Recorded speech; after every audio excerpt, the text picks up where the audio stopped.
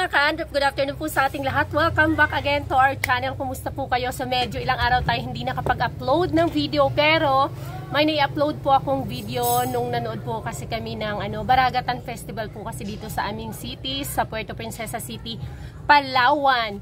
Pero aside from panonood kasi ng Baragatan Festival ng parade, ay ayan, may sinadya din ako talaga sa city para dito.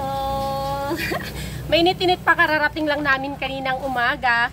So, isi-share ko siya sa inyo. Ayan. Isi-share ko sa inyo, finally. Malapit na sa katotohanan. Araw na lang inihintay. Tadadan! Ay! Sorry, nahulog pa. Ayan. Okay. So, alam nyo mga ka-Andrep, matindi ang pinagdaanan nito, ng loan ko na ito. So, ito ay credit card. Nakabundle ito sa aking niloan. Ayan. Nakabundle ito siya na kapag nag-apply ka ng personal loan sa bangko ay may kasama siyang credit card. So, i-activate na lang ito. Ang nangyari po kasi naman, kaya hindi siya na-activate at nadala ko, hindi pa rin siya na-activate. After ilang months ng mga pinagdaanan nito na paulit-ulit, mali-mali yung address, tapos tumawag na naman ang main para i-proceed kasi nga approve siya. So inulit na naman namin ang proseso. So ang kwento nito mga ka-Andrep, nagtaka lang talaga ako kasi talagang original loan applied ko po ay 700,000. Pero nung nandoon na po ako mga ka-Andrep, naging 1 million na ang offer. Dito, hanapin ko yung papel. So, wala dito sa akin yung papel. So, originally, 6 months ago, November, nag-apply po ako ng loan. Ang in-apply ko po talaga, sana, ay nasa 750.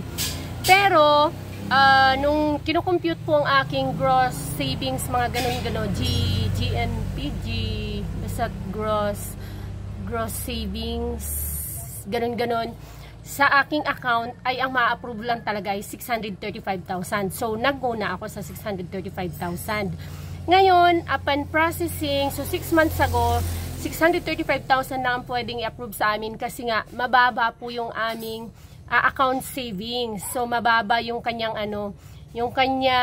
gross account savings, something like that. Hanggang 635 lang. Ngayon, so 6 months ago, medyo naging okay yung aming account. Medyo gumanda yung labas-masok nung cash, nung pera. Kaya, nung pagbalik ko, nagtaka din talaga ako kasi ang approve pala sa akin is up to 1 million pesos. Nagtaka ako kasi nung binigay sa akin ng computation, nung kung ilang months to pay ko siya. So, sa 2 years to pay nakalagay doon, ang monthly ko ay 43,000. So, nagtaka ako, sabi ko, ma'am, bakit parang ang laki nung ang laki ng monthly? Sabi niya, kasi ma'am, 1 million po yan. Nagulat, sabi ko, ha? 1 million na tumawat na tayo sa 1 million. Ano lang po ma'am, 635 lang po yung na-approve sa akin nung nag-apply ako. Tapos ngayon, kung pwede pa siyang i-stretch sana, 700, sabi ni madam, nung humawak na account ko.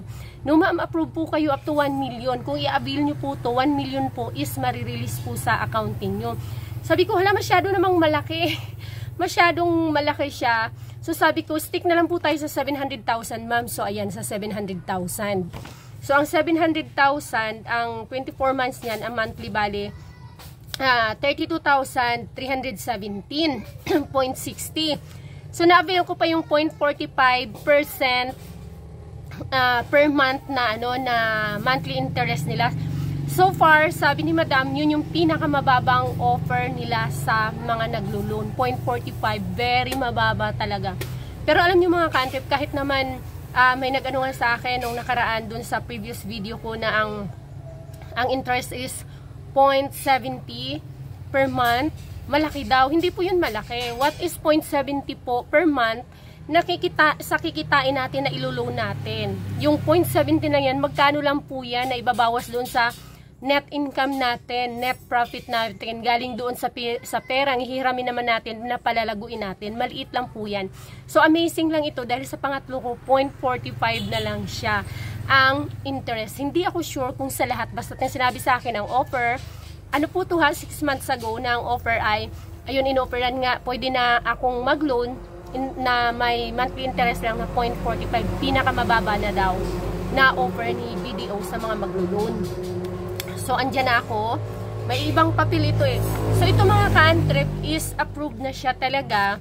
Ngayon, nung time kasi na isa-swipe na namin to, pag once kasi na na-swipe na ito, na-activate na, i-activate ang card, tapos isa-swipe, so automatic na ipapasok na sa savings account yung amount. So, hindi ito na-swipe dahil nagkataon na down ang system ng BDO nung Friday ng hapon hanggang Sabado ng umaga. So, ang ginawa ni officer ay in-email niya na lang ang main na after 3 banking days ay saka yun nila saka siya marireceive kasi ngayon holiday Monday.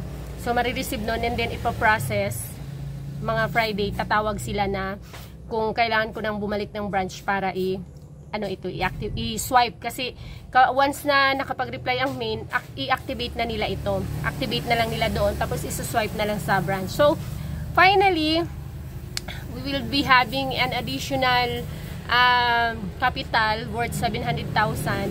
Pero, yun siya mga ka-Antrep, diba 1 million na yung offer, yung pwede naming i-avail dito. Yung 1 million na yun, since 700 lang yung yung i-avail namin ngayon, pwede yun siyang i-avail again. I-additional avail ko siya. So, pwede pa siyang magamit ulit. So, yun yung kagandahan. At saka, ayan, yun na nga, ang daming pinagdaanan ng na to, ang daming pinagdaanan ng loan na ito. So, finally, balitaan ko kayo baka next week. Pero sabi ko nga kay ma'am, okay lang ba kung hindi agad ako makabalik sa Friday? Kasi syempre, baka magkataon na medyo busy. So, yun yung yun yung pagbalik ko, okay na siya. So, sabi naman ni ma'am officer is okay lang na na hindi ka agad makabalik sa Friday or kung kailan maging available basta within this month kasi approved na rin naman to. Kailangan na lang siyang i-swipe. So, yung pagtawag sa main branch is to activate kasi nga hindi namin ma-activate dyan kasi down ang system nila. Tapos, i-activate ito doon sa main tapos i-swipe na lang namin dyan sa branch. So, pangatlo ko na naka-receive since pangatlo ko na ang loan ngayon na naka-bundle sila ng credit card. Pero, wala po akong balak na gamitin ito at yung dalawa ko pong before, dalawang credit card din, hindi ko rin talaga siya nagamit. So, feeling ko, tatago ko lang to hanggang sa matapos yung aking loan at hindi ko siya gagamitin. Kasi tamad ako nung mag-monitor, diba, ng kung interest, kung ano nabawas, mga ganun-ganun. So, hindi ko siya gagamitin. I'm not into credit card kasi kailangan mo yatang maging mga detalye, mga ganun, tatawag sa customer service, mga ganun-ganun. Tapos, yung interest, not unless kung kagaya sa iba na ginagamit yung credit card para mag-loan, diba? But for me, I'm not into credit card talaga. And then, itong loan po na ito, usually ay may mga offer yan sila na mga insurance. So, isi-share ko sa inyo yung kinuha ko ring savings, life insurance for my kids sa BDO Life. So, ayan, thank you so much at balitaan ko kayo. So, ngayon, try nyo pong mag-inquire. Hindi ako so sure kung nasa 0.45 pa rin kasi last year, 0.45 lang ang monthly interest ni BDO per month. So, yun ang na-avail ko, 0.45. Napakababa at pinakamababa so far. At basta't maganda lang yung iyong account, ay siguradong ma-approve ka sa mga loan. Ang medyo disadvantage lang is sabi ng mga nagko-comment natin na yun nga daw mahirap kay BDO kasi kapag wala kang account, hindi ka makakapag-loan sa kanila. Kasi sa sa BPI, kahit wala kang account, kahit huli ka na mag-open ng account, pag-approve na yung loan mo, is pwede kang mag-loan sa BPI Bank. May video po ako about sa loan sa BPI Bank kasi nag-inquire ako doon nung nagka-problema ito, lilipat sana ako doon. Yan, thank you so much. Balikan nyo po yung video na yun kung gusto nyo pong mag-loan sa BPI kasi sa BPI walang kuskos, batikos, walang maraming itchos, madaling ma-approve sa BPI kahit na wala kang account sa kanila. See you on my next video. Please don't forget to hit the like and subscribe sa mga hindi pa po nakapag-subscribe. Bye-bye!